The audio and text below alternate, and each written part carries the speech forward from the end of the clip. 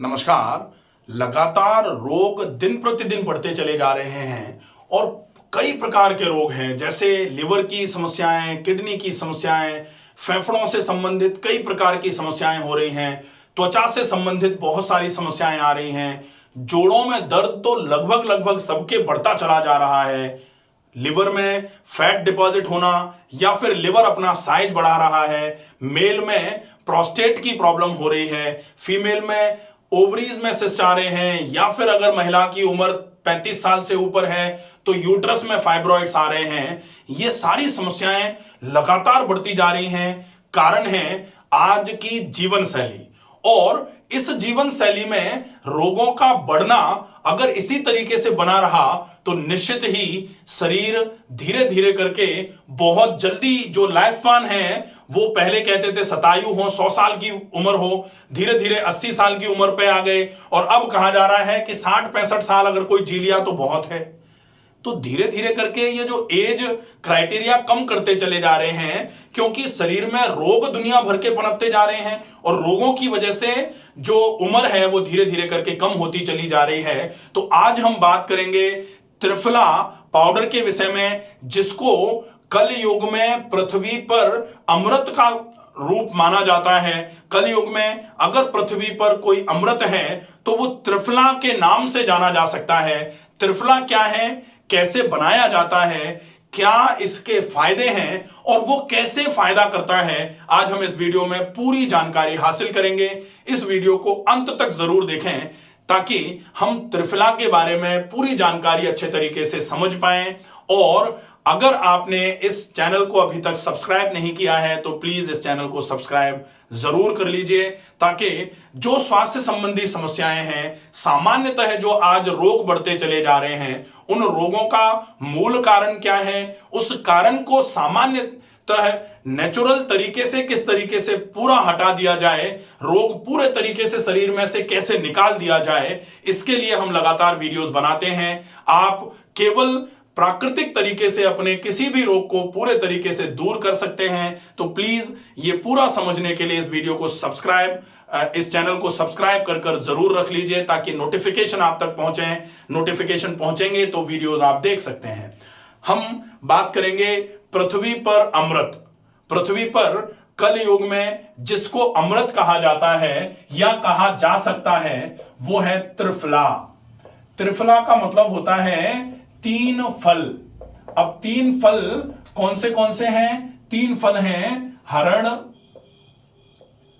बहेड़ा और आंवला।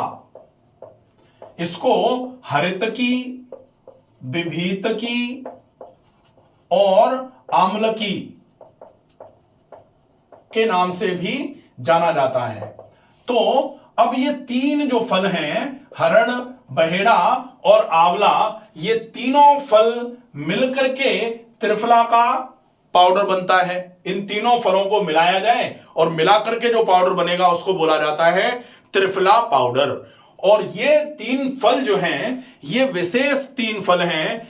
शरीर में अगर रोग होता है तो माना जाता है कि शरीर में दोष विकृत हुआ है, इसकी वजह से रोग हुआ है। और दोष कितने होते हैं? दोष होते हैं 3।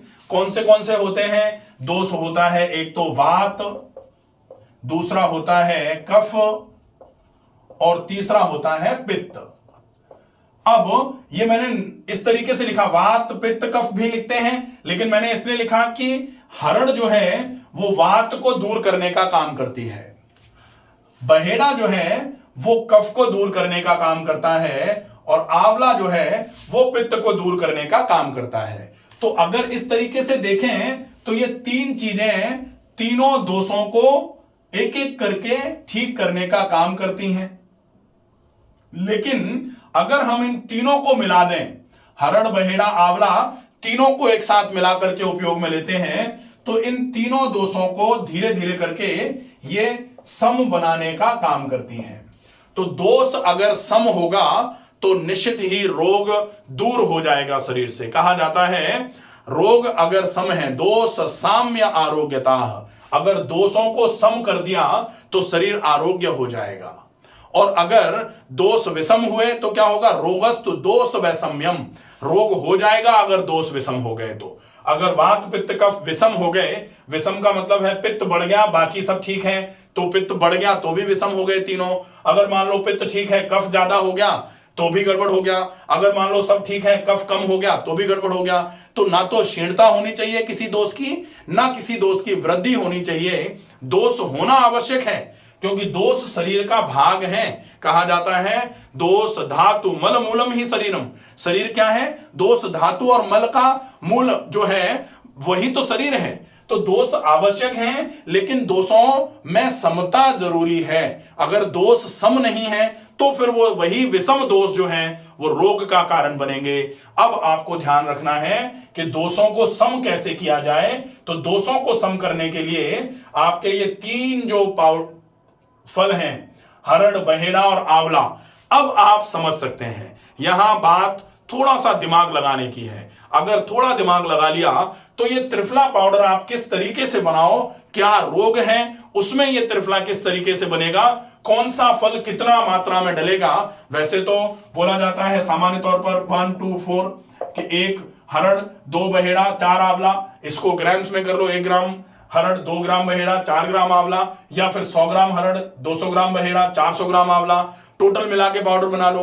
तो अब ये तो है एक जनरल, लेकिन अगर रोग के अनुसार त्रिफला बनाना है तो रोग के अनुसार जो त्रिफला बनता है उसमें क्या रहेगा, उसमें रहेगा कि अगर आपका वात ज्यादा है, बहुत वात बढ़ गया है, तो वात को ठीक करने के लिए आपको क्या करना पड़ेगा, हरड़ का उपयोग थोड़ा ज्यादा करना पड़ेगा। अगर आपका पित्त ज्यादा है तो आंवले का उपयोग ज्यादा करना पड़ेगा। अगर आपको कफ ज्यादा है, कफ की वृद्धि है, तो कफ की वृद्धि में आपको बहेड़े का उपयोग ज्यादा करना पड़ेगा। अब सामान्य तौर पर यह काम वैद्य का होता है, यह काम डॉक्टर का हो सकता है, लेकिन अगर आप थोड़ा बहुत समझ सकते हैं कि आपका दोष क्या है, या फिर आपको डॉक्टर ने या वैद्य जी ने बताया हुआ है कि आपका ये वाला दोष है, तो आप घर में त्रिफला का पाउडर बना सकते हैं। या फिर आप अगर चाहें तो आप तो 1 2 4 का घर में बना करके रख लीजिए, और उस त्रिफला का उपयोग भी अगर करेंगे तो वो भी आपके लिए धीरे धीरे करके। लेकिन अगर 1 2 4 का त्रिफला बनाया और उस केस में आपकी जो वात की समस्या बढ़ी हुई थी, तो वात की समस्या में हरड़ ज्यादा होना चाहिए, वात की समस्या में अगर आपका आंवला ज्यादा हो जाएगा तो आपको वात की प्रकृति शीत की होती है, ठंडक की होती है, यहां आंवले की प्रकृति ठंडक की है, और ठंडक आपने 4 गुना कर दी तो डेफिनेटली प्रॉब्लम हो सकती है ना। तो इसलिए फिर ये त्रिफला कैसे बनाया जाएगा ये जानकारी होना आवश्यक है। लेकिन अगर आपने त्रिफला का उपयोग सही तरीके से कर लिया, आप ये मान लो कि कोई रोग शरीर में रुक नहीं सकता, सारे के सारे रोग शरीर से ऐसे करके छूमंतर हो जाएंगे जैसे रोग शरीर में कभी थे ही नहीं। लेकिन अब इसको बनाने के बाद इसके उपयोग की बारी आती है। लोग कहते हैं कि त्रिफला रात को ले लिया जाए। त्रिफला अगर आपको लगातार लेना है तो फिर त्रिफला को सवेरे सवेरे खाली पेट लेना चाहिए। और खाली पेट कैसे ले सकते हैं, जब एक बार सवेरे जागे, ब्रह्म मुहूर्त उत्तिष्ठे, ब्रह्म मुहूर्त में जाग गए, ऊषापानम, ऊषापान ज्यादा मात्रा में पानी पी लिया, मल विसर्जनम, आप मोशन जाके आ गए, दंत धावनम, मंजन कर लिया, उसके बाद फिर आप त्रिफला का पाउडर ले लीजिए, वो आप ले सकते हैं। फिर एक बार मोशन जाने के बाद फिर आप त्रिफला लेंगे तो 2 5 10 दिन तक त्रिफला दस्त करा सकता है। अगर दस्त लग रहे हैं तो उनको रोकने की आवश्यकता नहीं है। अगर बहुत ही ज्यादा दस्त लगने लग जाए कि रुक ही नहीं रहे हैं तो फिर उसको एक बार देखने की आवश्यकता होती है। बाकी त्रिफला की वजह से आपका जो भी एक्सक्रीटा, जो भी आंतों में कचरा जमा हुआ है वो सब निकलना चालू होता है।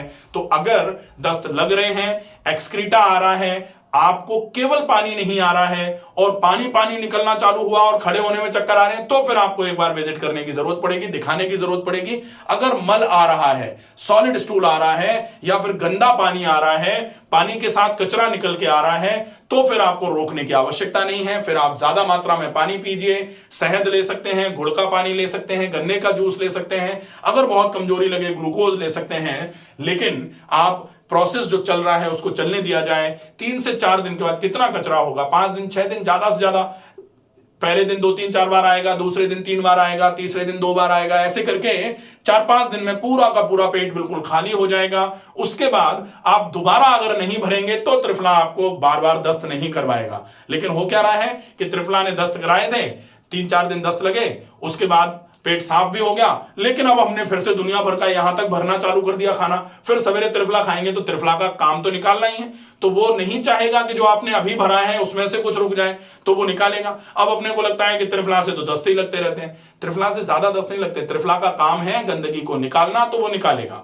लेकिन जब गंदगी निकल जाए एक बार, तो दोबारा ज्यादा गंदगी ना भरी जाए, इसका आपको ध्यान रखना पड़ेगा। आपको अपने खाना, आपका खाने का रूटीन जो है वो कैसे ध्यान में रखना है कि जैसा आप काम कर रहे हैं, जिस तरीके का आपका श्रम है, उसके हिसाब से आप भोजन लीजिए। अगर आप बहुत मेहनत का काम कर रहे हैं तो आप ज्यादा कैलोरी खा सकते हैं। अगर आप बहुत मेहनत का काम नहीं कर रहे हैं तो फिर आप हल्का फुल्का खाना खाइए। फिर त्रिफला आपके दोषों को दूर करने का काम करेगा।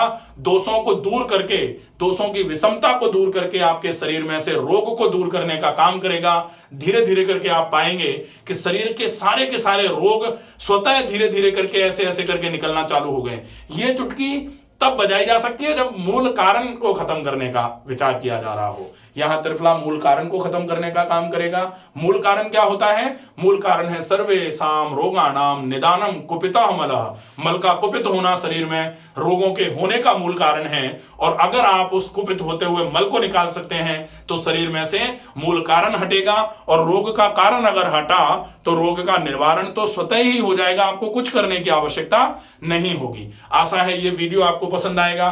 त्रिफला कलयुग में धरती पर अमृत, ये वीडियो आप ज्यादा से ज्यादा लोगों तक पहुंचाएं प्लीज। ये त्रिफला जो है इसका उपयोग जितने ज्यादा लोग कर सकते हैं करिए। हमने यहां हजारों लोगों को त्रिफला का उपयोग करवाया और बहुत सारे लोग कहते हैं त्रिफला की आदत लग जाएगी। त्रिफला की कोई आदत नहीं लगती है। त्रिफला अगर आप लगातार भी लेते हैं तो त्रिफला, चूंकि हरड़ बहेड़ा आंवला तीनों जो है ये खाद्य हैं, तो खाद्य पदार्थ हैं। रोटी सब्जी की किसी को कोई आदत लगती है क्या?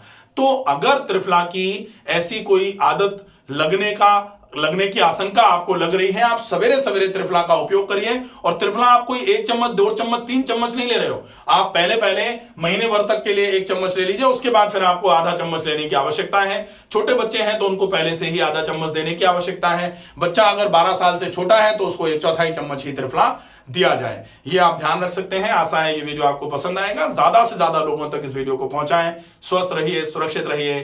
धन्यवाद।